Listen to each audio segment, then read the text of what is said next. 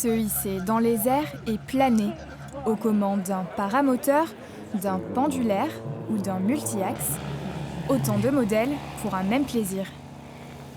L'intérêt de l'ULM, c'est que comme c'est une machine qui n'est pas certifiée, on peut faire des modifications sous la responsabilité du constructeur ou de l'utilisateur, sans passer par les services officiels, et donc rendre la machine accessible. Aux personnes porteuses de handicap, moteur ou sensoriel, comme ce modèle où les commandes sont adaptées.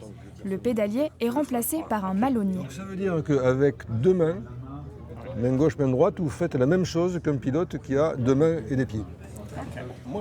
Victime d'une paralysie temporaire, Alain s'est tourné vers l'ULM pour continuer à voler. Une liberté qu'il offre depuis à d'autres via l'association Handivol. Par la pratique de l'ULM, ce sont les regards sur le handicap qu'il espère changer.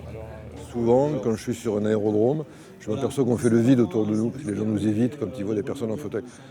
On veut changer cette image. Une personne handicapée qui pilote, elle est comme tous les pilotes. Et quel que soit le handicap, Tiffaine est déficiente visuelle et Marie-Émilie sourde profonde depuis sa naissance. Grâce à leur association, elles ont réussi à s'accepter. Ouais, voilà, ça a permis de montrer que le handicap n'est pas un frein. Et en passant par l'avion et l'ULM, du coup, ça nous permet de défricher le terrain et tout ça. Défricher le terrain pour d'autres ambitions. Devenir la première astronaute sourde sur la Lune. Donc c'est un rêve depuis que j'ai 9 ans, quoi. Entre le ciel et l'espace, l'ULM n'est qu'une étape. Les jeunes pilotes ont candidaté auprès de l'Agence spatiale européenne dans la catégorie par astronaute.